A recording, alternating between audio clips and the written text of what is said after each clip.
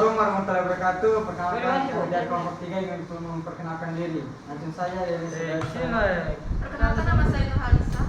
Saya Nur Fadila. Saya sendiri Mustafa. Saya Victor. Sekian itu saja dari kami. Sekian, terima kasih. Time to call you out 'cause you messed around on your mind.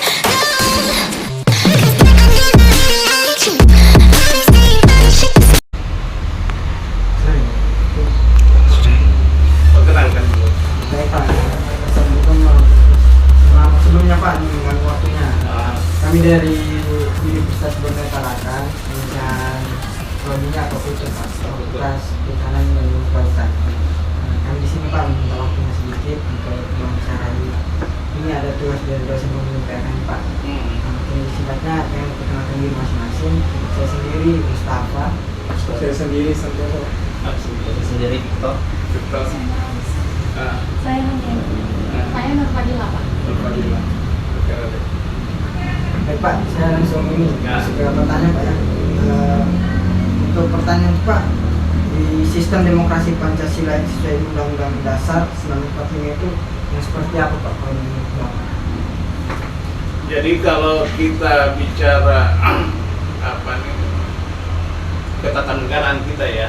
Jadi kalau kita bicara Undang-Undang Dasar 1945, kalau di pasal 22E ini terkait apa dulu? Hubungan ini Pancasila dan Undang-Undang Dasar 1945, demokrasi Indonesia. Demokrasi Indonesia ya. Nah, kalau kita bicara demokrasi ya, jadi kalau kita bicara di Undang-Undang Dasar 1945 pasal 22E yang menyatakan bahwa pemilu itu dilaksanakan 5 tahun sekali dan dilaksanakan secara vulgar dan rutin. Kalau bicara demokrasi itu kan terkait dengan perhelatan demokrasi ini, pemilu. Pemilu itu kan adalah salah satu bagian demokrasi. Kalau kita menelisik lebih jauh lagi, karena kalau kita di Pancasila pada alinea keempat, permusyawaratan rakyat dan perwakilan itu bagian dari demokrasi. Sesungguhnya demokrasi itu adalah memilih pemimpin. Jadi pemimpin itu, pemilihan itu dilaksanakan dengan pemilu sesuai dengan Undang-Undang 7 tahun 2017 tentang pemilihan.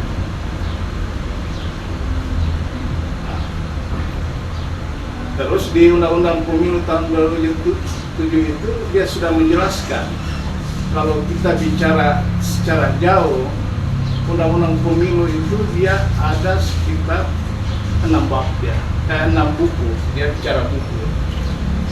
Buku pertama itu bicara terkait dengan buku satu itu bicara tentang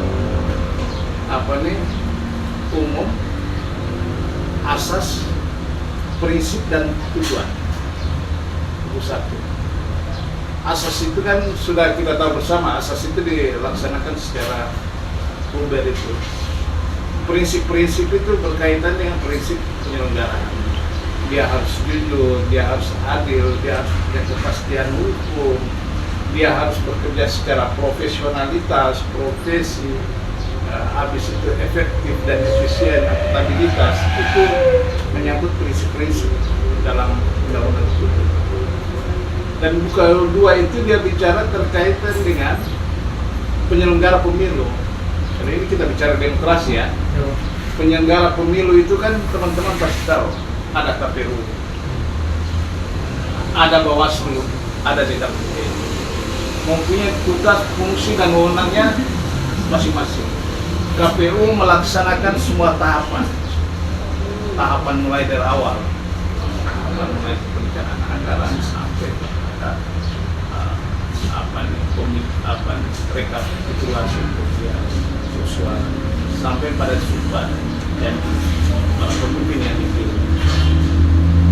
Buku ketiga itu dia bicara terkait dengan pelaksanaannya pemilu sudah. Jadi ada beberapa tahapan yang dijelaskan. Itu saya presiden. Buku keempat itu dia sudah bicara terkait dengan pelanggaran. administrasi atau pelanggaran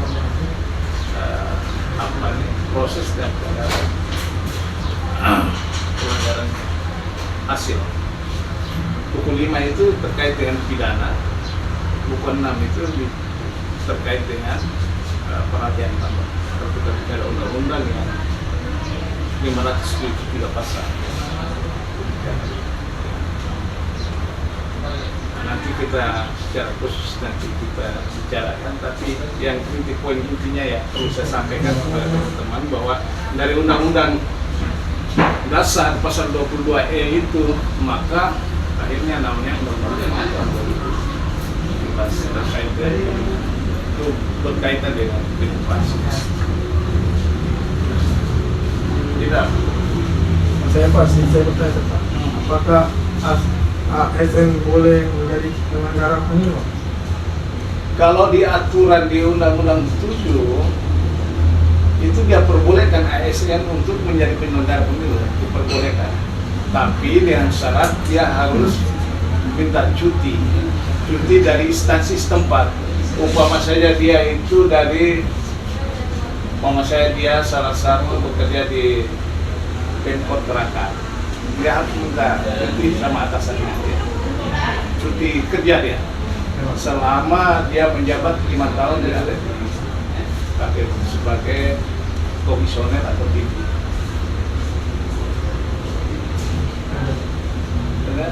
Kalau dari saya Pak, bagaimana pandangan para pakar hukum atau politik terkait dengan kesesuaian praktek demokrasi Indonesia dengan UU 1945? Jadi kalau kita bicara terkait dengan pertanyaan berat-berat ya, kalau kita bicara terkait dengan pakar politik itu kan tidak terlepas dengan dasarnya, dasar undang-undang.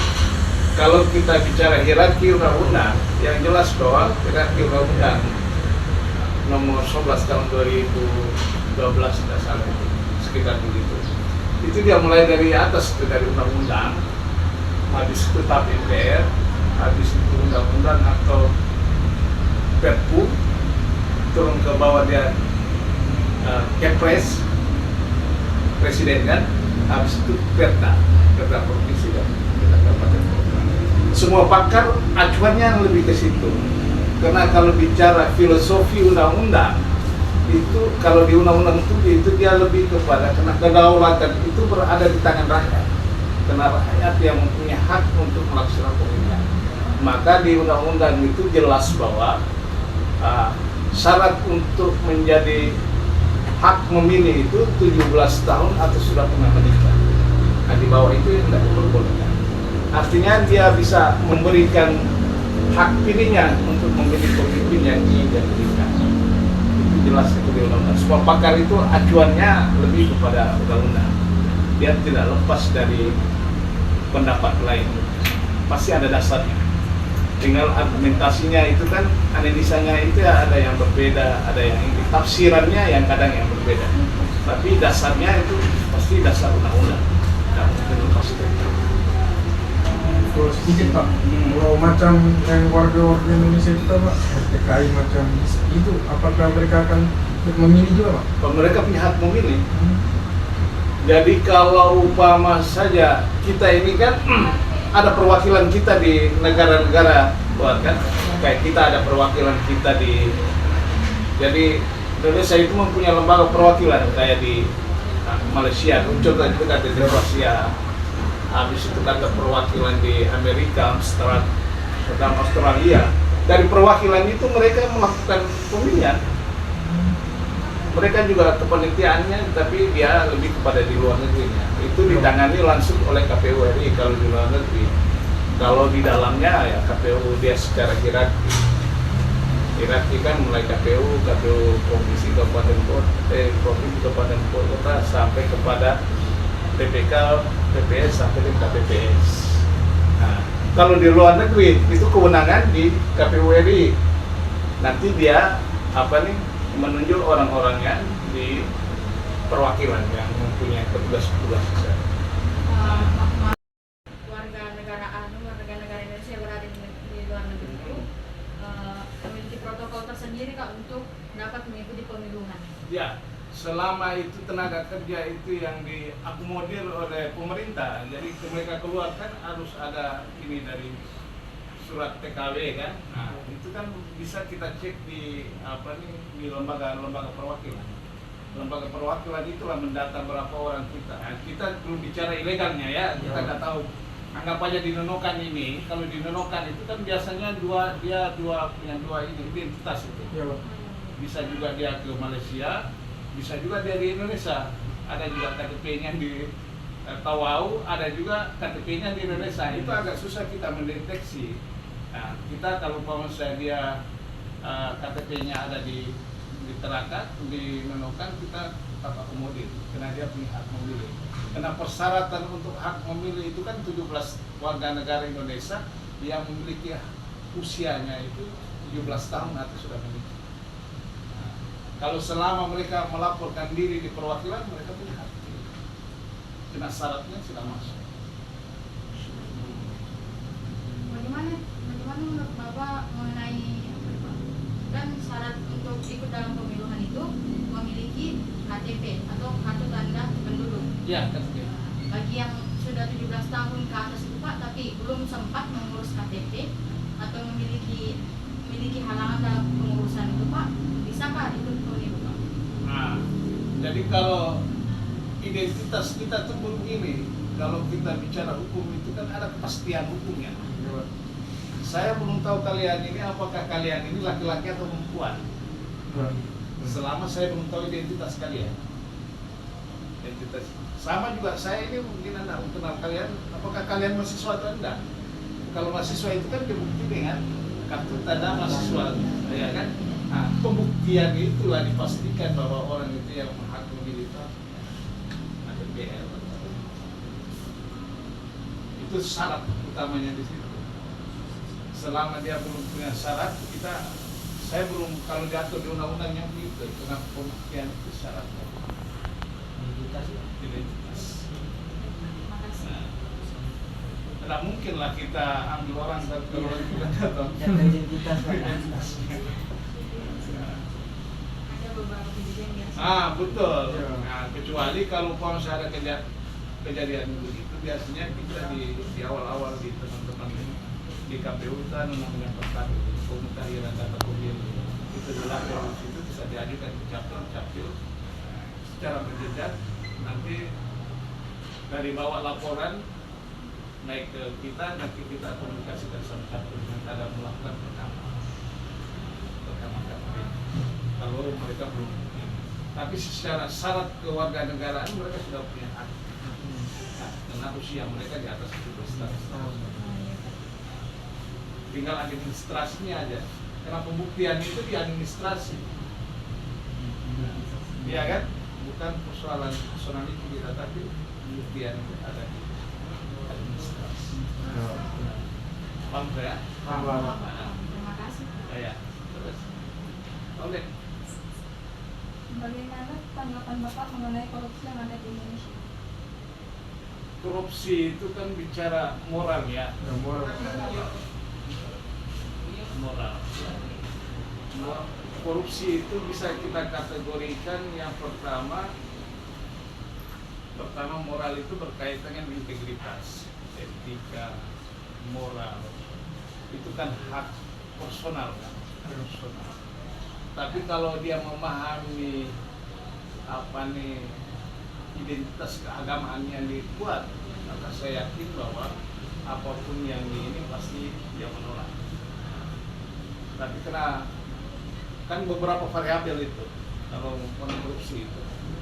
Yang pertama mungkin orang terlalu serakah, yang kedua mungkin gaya hidupnya terlalu hedon, tapi biaya yang dia dapatkan kecil sehingga dia melakukan hal-hal lain. Bisa juga ada tuntutan pihak lain, tuntutan istri. Ini mau punya ini. Sementara kebutuhan yang kita dapatkan tidak mencukupi, maka dia lakukan jalan pintas untuk melakukan itu. Kadang juga dari kebutuhan. Banyak juga korupsi itu kan kita lihat di layar televisi itu, padahal orang-orang yang pejabat besar kan. jawab kita. Kalau kita bicara logika, bicara kan mereka punya penghasilan besar. Kayak itu betul dia. Orang mau beli mobil baru, dia mau jual mobil baru, belum anaknya apa segala macam. Satu istri dia mau tambah istri lagi ya, susah. Kebutuhan banyak keluar. Sementara uang yang masuk kecil, jadi ada niat dan kesempatan dia lakukan. Tapi itu terkait dengan integritas. Tapi selama kita integritas kita baik, insya Allah semua orang, semua agama sudah diajarkan. Maka Pancasila itu kan sebagai dasar ketuhanan yang Maha Esa itu adalah sebuah keyakinan kita. Keyakinan kita semua umat beragama mempunyai hak yang sama. Dan semua umat itu diajarkan di situ. Etika, moral, itu semua. Dan terpenting integritas itu.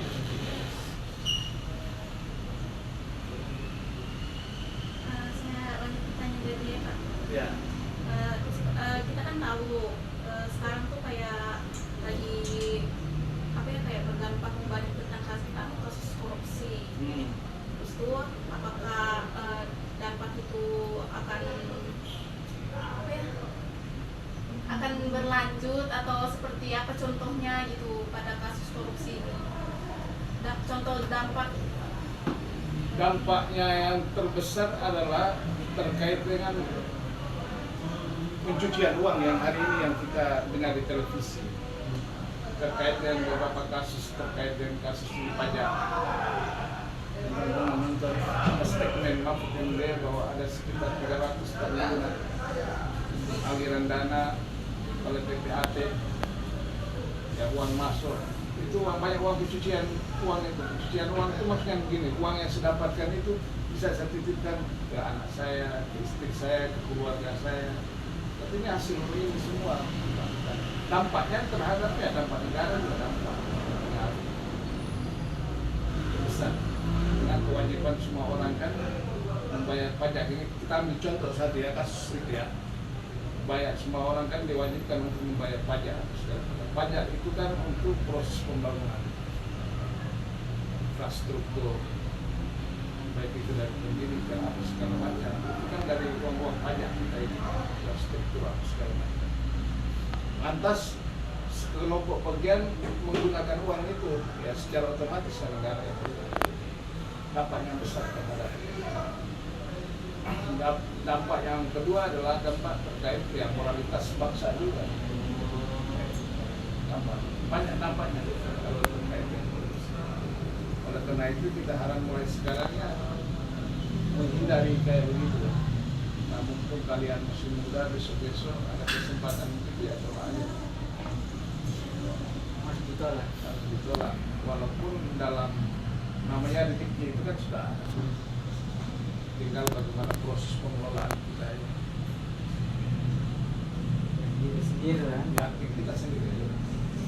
Karena itu dampaknya terhadap yang pertama dampak secara ke lembaga pasti kena itu lembaga kontrol kasus lembaga pajak pasti kena secara struktural. Kedua dampak yang paling berat itu adalah dampak di keluarga kita. Kita sudah dipenjarakan, di omongan orang tetangga kita. Itu dampak psikologisnya itu yang sangat berpengaruh terhadap kehidupan kita sehari-hari. Mengenai akibat dari sifat korupsi tadi, Pak, khusus masuk terhadap korupsi, kenapa masuk terkait dalam pembayaran pajak kan, Pak, yang Bapak bilang tadi, kenapa ada perbedaan dalam melakukan pembayaran pajak, Pak? Kasus korupsi pajak itu kita kan nggak tahu juga, itu kan statement yang di media yang akhir-akhir ini yang kita dengar. Bahwa ada indikasi dugaan pelanggaran di situ, aliran dana besar di situ. Apakah itu dalam bentuk pencucian uang atau apa? Tapi yang jelas kemarin Pak Mahfud bilang bisa jadi itu pencucian uang. Jadi uang saya terima ini nah, banyak saya terima uang dari pajak atau segala macam kan, sebagai ke anak. Ya simpan atau situ. bagi istriku, bagi tetangga. Tapi bukan atas nama kita, nama orang lain. Nah, itulah di kategori namanya pencucian uang. Jadi uang sesungguhnya sebenarnya uang untuk masuk ke kas negara, tapi digunakan secara Mengenai pemilihan umum Pak, berkaitan terhadap pemilu, seperti apa laju demokrasi yang melibatkan KPU dalam pengembangannya Pak? Kenapa? Seperti apa laju atau pergerakan demokrasi yang melibatkan pemilu dalam pergerakannya Pak? Oh, yang jelas bahwa kalau kita bicara kalau di pemilu itu dasar kita menggunakan Undang-Undang 7 tahun 2017, Undang-Undang tentang pemilu.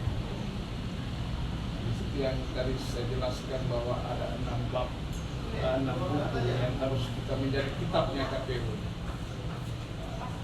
Yang pertama bahwa KPU secara tupoksinya, tugas, fungsi, dan wewenang menjalankan semua tahapan yang ada. Jadi tahapan itu yang sudah dirancang sedemikian sesuai dengan waktu dan tanggalnya sudah dirancang.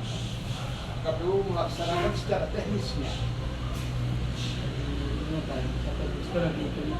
Teknis itu kayak begini lah, contoh sederhana begini. Teman-teman kalau umpama saya di organisasi buat kegiatan, pasti ada ketua, ada kepanitiaan, habis itu acara dilaksanakan tanggal berapa, nanti siapa aja yang diini, anggaran itu dari mana, akan teman-teman rancang di sini. Ya, KPU itu melaksanakan kayak teknis kayak begitu. Sementara yang mengawasi kita kayak kalian penelitian itu, kalau di organisasi itu kepanitiaan kan ada yang mengawasi. Mengawasi itu dalam artinya bahwa seluruh mengawasi. Oh, dalam tahapan ini benar nggak KPU laksanakan begini? Kalau ada yang keliru, ada yang ini dikasih pencegahan. Itu kewenangan mereka. Kalau kita melaksanakan sesuai tahapannya ada, secara teknis. Secara teknis itu mungkin lebih ke mengatur segala pergerakan di dalam teknis itu tahapannya itu. Ya, kalau kita bicara kalau di buku 3 di pasal 167, tahapan yang pertama itu mulai persoalan anggaran. Habis itu dia buat peraturan. Jadi kalau Undang-Undang 7 itu nanti turunan namanya PKPU, peraturan Komisi Pemilihan Umum. Yang buat itu siapa? KPU RI. KPU RI yang merancang semua itu. Jadi tahapan dari pasal 167 terkait dengan tahapan itu ada namanya PKPU nanti turun itu. PKPU kemarin baru itu PKPU 3 tahun 2022 tahapan dan jadwal. Jadi pertama itu terkait dengan bicara tentang anggaran dan peraturan. Tahapan kedua tentang pemutahiran data pemilu. Tahapan ketiga verifikasi partai politik. Verifikasi, dan partai ini kan daftar semua itu. Daftar semua partai-partai kembali. Kita lakukan verifikasi. Verifikasi itu ada 2 kita lakukan. Verifikasi administrasi. Jadi berkasnya masuk, kita verifikasi. Habis baru kita faktualkan.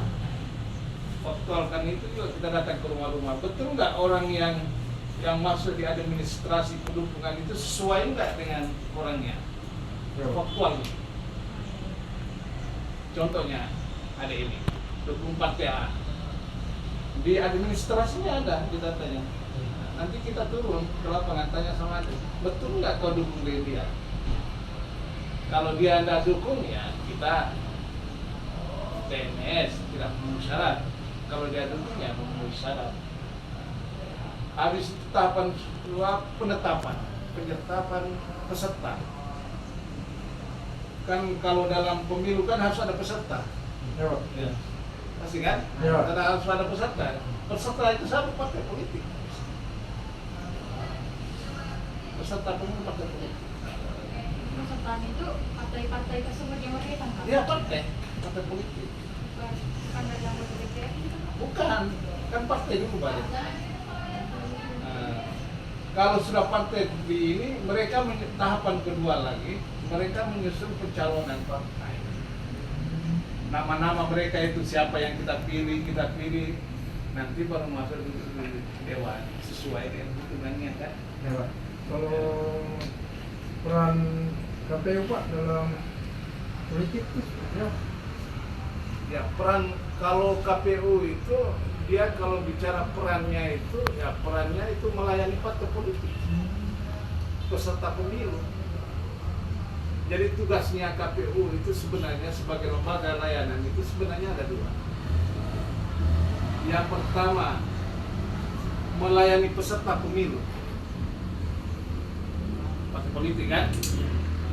Yang kedua memastikan setiap warga negara Indonesia yang memiliki usia 17 tahun atau sudah menikah untuk datang ke TPS untuk melaksanakan hak pilihnya sebagai pelayanan. Ini juga pelayanan juga kan, kalian kata ini kan melayani juga melakukan edukasi sama teman-teman. Tapi kalau tanpa ada partai politik, KPU tidak ada. Maksudnya tidak ada kan? Siapa yang kita mau ini? Kita laksanakan. Tidak ada pesertanya. Siapa yang? Ibaratnya pertandingan bola itu kita jadi penelitiannya itu. Nah, kita penitia, ada yang wasitnya. Bawaslu itu yang jadi wasit. Kalau ada pelanggaran tek, Bawaslu yang sudah. Kalau Bawaslu dengan ini KPU itu kalau mau saya melaksanakan kecurangan, yang sidang siapa?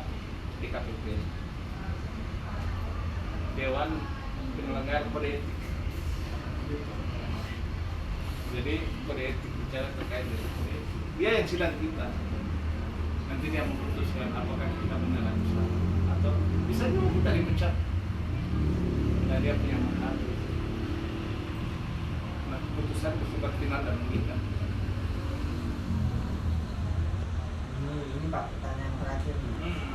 Menurut pandangan Bapak lah sejauh ini hubungan demokrasi Indonesia dengan Pancasila dan UUD itu seperti apa? Hubungannya menurut Bapak lah. Kalau hubungan apa tadi? Hubungan demokrasi Indonesia dengan Pancasila dan Undang-Undang Dasar seperti ini. Jadi sebenarnya itu berkaitan kalau kita bicara. Kena dasar dalam ketatanegaraan itu adalah, makanya tadi kita bicara hierarki undang-undang tadi itu. Hierarki yang paling tinggi adalah undang-undang dasar. Dari undang-undang dasar itu makanya muncullah pasal 22E. 22E terkait dengan pemilu dilaksanakan di 5 tahun sekali berdasarkan judul dan lugat. Lugat dan judul. Kena dasar, kena itu sebelum undang-undang itu kan ada namanya Pancasila itu 5 dasar. Ketiga ini saling berkaitan. Yang pertama, kalau kita mau melihat Pancasila dibentuk adalah 5 dasar kita. Yang pertama adalah ketuhanan yang Maha Esa. Karena ini bicara keyakinan. Setiap warga negara mempunyai hak yang sama berdasarkan keyakinan masing-masing. Kedua, kemanusiaan itu sudah bicara moral di situ. Ya, adil dan beradab kan. Kalau dia sudah punya ketuhanan, pasti dia punya moral kan. Karena di agama itu kan sudah diaturkan manusia. Habis itu ketiga apa? Persatuan. Setelah dia apa nih kemanusiaan, muncullah persatuan. Karena dia punya ketuhanan yang sama. Mantul langsung. Persatuan kan.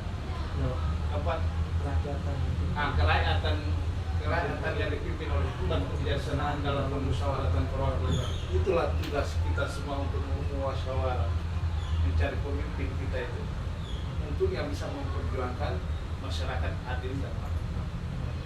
Jadi ketiga hal itu saling berhubungan. Bicara ketatanegaraan. Dasar kita adalah Pancasila, undang-undang, baru masuk demokrasi. Ya, Pancasila ini 5 dasar itu mulai ketuhanan sampai keadilan sosial. Di alinea keempat itulah kerakyatan itulah sebagai salah satu bentuk demokrasi di situ.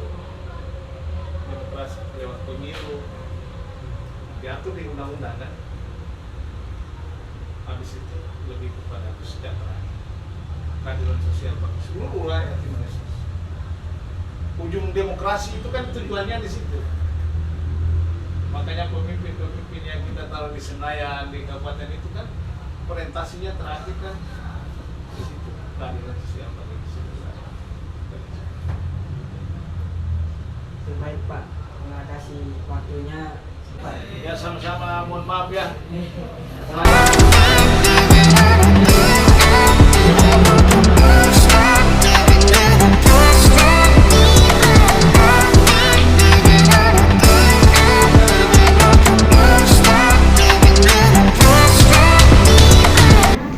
Perkenalkan nama saya Nur Fadila, mahasiswa sekaligus mahasiswi dari Universitas Borneo Tarakan, jurusan Fakultas Perikanan Ilmu Kelautan. Di sini Pak, saya mau bertanya yang berkaitan dengan Bawaslu secara langsung. Di sini Bawaslu terkait dengan badan pengawas pemilihan umum. Seperti apa pergerakan Nggak dapat kalau ke situ itu. pada program atau program kerja Bawaslu terhadap pemilihan umum, Pak? Khususnya seperti ada perjalanan ada kendala. Ya, itu ya satu ya. Mungkin saya langsung jawab. Terima kasih sudah ada staff dijelaskan oleh saya Pak Ilham. Saya juga ingin perkenalkan diri. Nama saya Yudi. Saya mengambil divisi penanganan pelanggaran dan penyelesaian sengketa. Terkait apa itu Bawaslu, kewenangannya seperti apa? Dan tentu saja kewenangan kita diberikan berdasarkan Undang-Undang 7 dan Undang-Undang 10.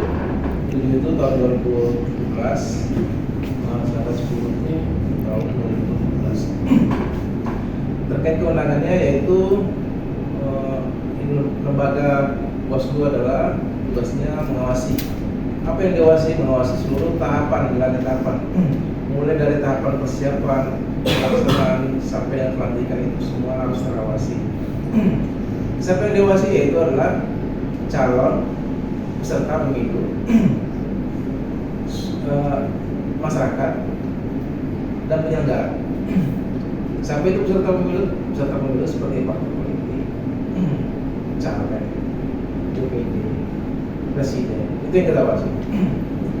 Penyelenggara siapa? Termasuk KPU juga kita awasi. Termasuk jajaran bawah sampai di tingkat pemasaran semua kita awasi. Di Bawaslu itu punya kategori yaitu ada sifatnya memutus, ada indikasi ketika ada perselisihan proses, ada sengketa proses di situ para pihak atau penyelenggara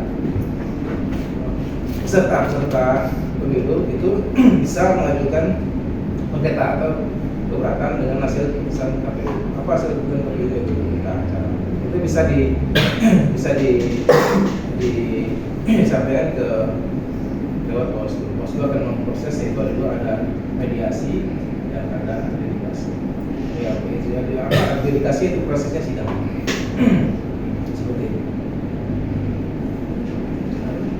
Cepat ya. Yang punya terlalu cepat. Terima kasih Pak atas jawabannya.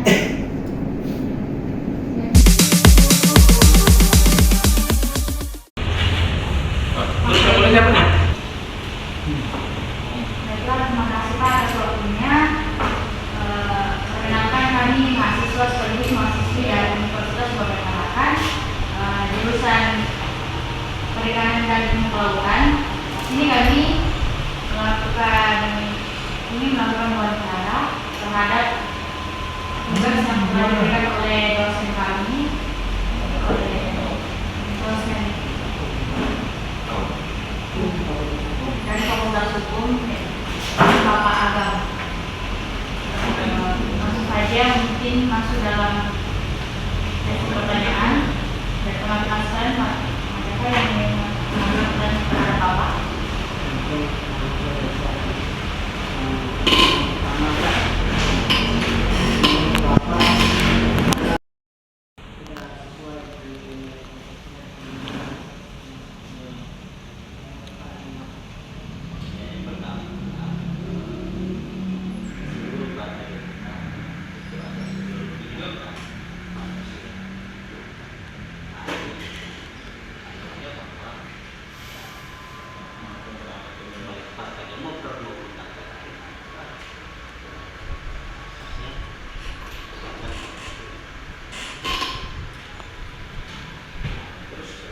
berkaitan dengan apakah sudah sesuai, berarti kan itu implementasinya, prakteknya kan yang pasti kalau penerapan usia bukan berdasarkan pada kemanusiaan, persatuan, kerakyatan, tentu kan mungkin ada juga sudah mungkin apakah ini juga sekarang ini juga melek dengan demokrasi, apakah itu sudah sesuai? Tentunya seharusnya itu juga sebenarnya atau juga sudah bisa terjadi kondisi demokrasi itu persoalan mungkin sosial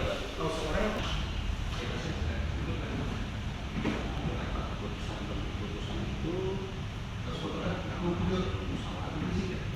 nah terus demokrasi saat ini apakah sudah sesuai? Ya kalau nilai-nilainya sudah sesuai.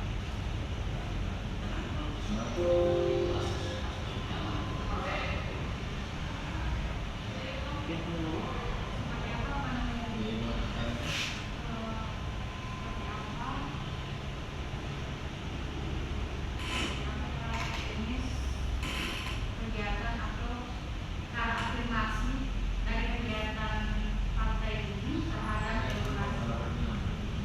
Ya, saat ini kan memang kita pakai tujuan kita pakai sekarang ini juga mencerdaskan masyarakat, mengingatkan masyarakat. Intinya kita berdemokrasi. Demokrasi itu kan bentuk pemerintahan di mana masyarakat untuk meluangkan haknya, pemikirannya itu berkaitan dengan kesejahteraan.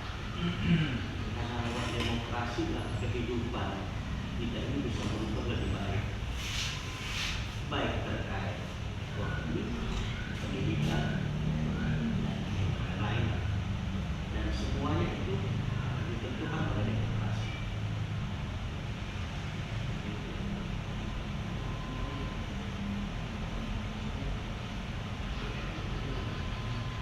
Jadi saya tambahkan begini, kenapa penting? Pertama ada yang harus sekarang kan ada yang harus menurut saya wajib mulai terhadap demokrasi, demokrasi. Karena kedepannya negara lain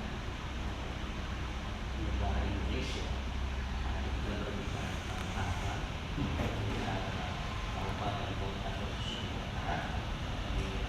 ada itu penting sekali untuk berperan aktif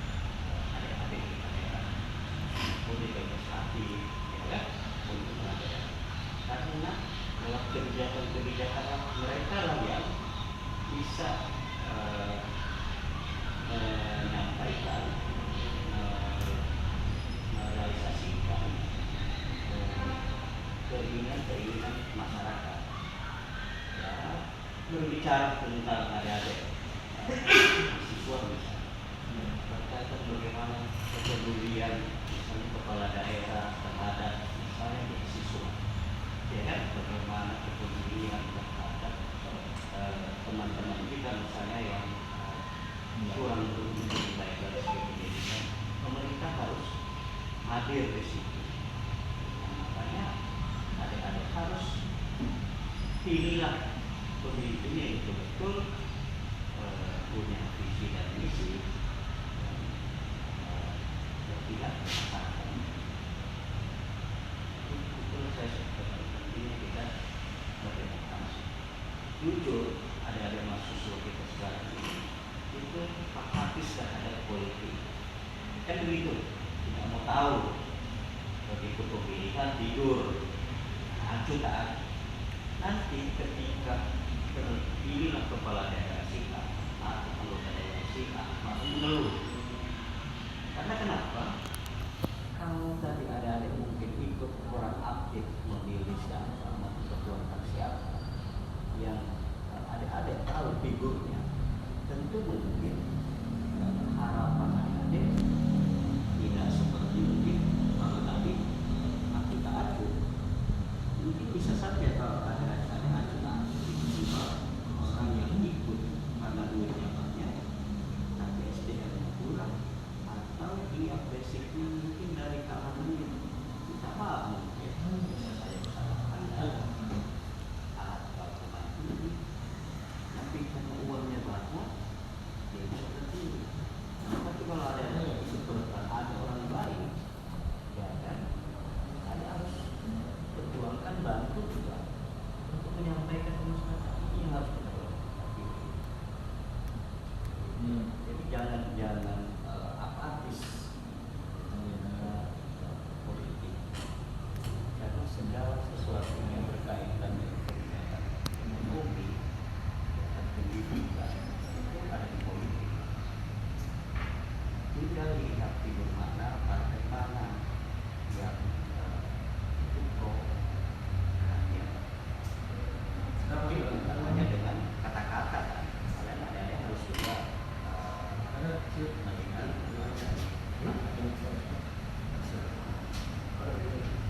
Mengenai partai ini Pak, adakah yang harus kita lihat atau kita ketahui terhadap partai tersebut, atau dalam sebuah pemilihan terhadap seperti apa pemimpin yang tepat, partai yang sesuai, dan ada karakteristik yang harus kami ketahui sebagai mahasiswa yang tidak harus menjadi apatis dalam pemilihan itu Pak? ya, yang pertama kan sekarang ini kan terbuka semua nih, masyarakat dalam mahasiswa sangat gampang sekarang mengetahui ideologi dari masa yang ada sekarang ini. Dan jujur semua partai pasti berbicara memperjuangkan aspirasi masyarakat, tapi selama periode dari 2004 itu kan adik-adik kan sudah bisa melihat partai ini sesuai nggak dengan slogannya, ya kan, slogannya dengan perjuangannya ke masyarakat. Kalau dan itu gampang sekali ada menilainya. Oh, saya sesuai dengan ini karena dia sudah begini. Itu kayak tadi ketua untuk kami atau saya dia masih muda, tapi masih muda dan luar biasa perjuangannya selama Tuhan itu memimpin kepeduliannya masyarakat. Dan kami seluruh Indonesia memang harus peduli kepada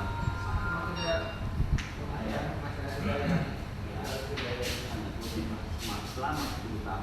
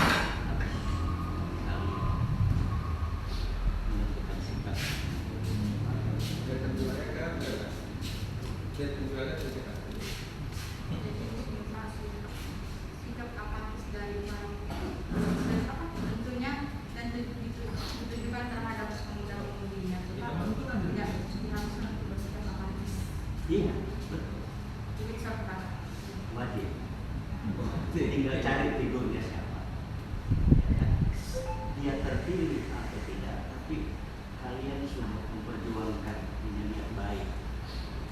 Nah, kalau dia terpilih gitu kan, terus ajak koordinasi, komunikasi terhadap apa yang sudah disampaikan yang menjadi politik masyarakat. Kalau setelah dipilih 5 tahun ternyata ganti lagi sampai ya kita kan sampai dari sekian banyak pastilah ada figur yang betul-betul berpihak. Memang kondisi demokrasi kita saat ini ya jujur ini tidak terkadang tidak lagi melihat figur, tapi akan melihat isi tas, ya kan, melihat serangan tagarnya. Ya itu tadi. Tapi kan ada yang berpendidikan, masa harus sih misalnya nilainya misalnya 100.000 harus juga terpengaruh dengan masyarakat, pola pikirnya sama dengan masyarakat biasa gitu. Yang hanya memilih sesaat itu kan tidak mau kalian nanti itu kan pasti tersebar calon-calon tuh. Jadi saya itu sarankan wajib sekali lihat di sini ya program sebentar kalian tidak memiliki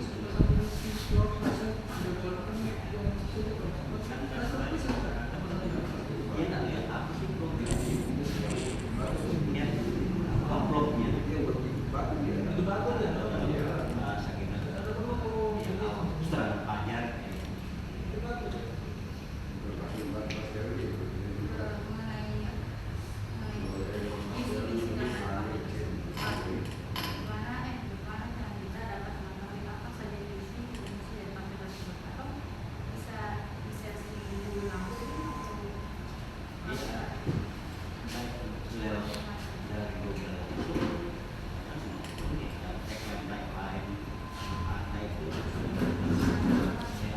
sebaran lah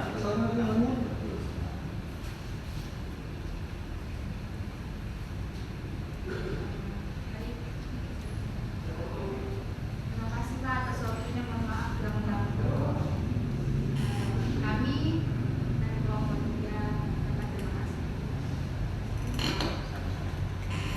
tapi tentunya silaturahmi kita ini mohon doa juga, dukungan juga kepada Partai Demokrat karena di 2024 14 Februari itu akan melangsungkan pesta demokrasi.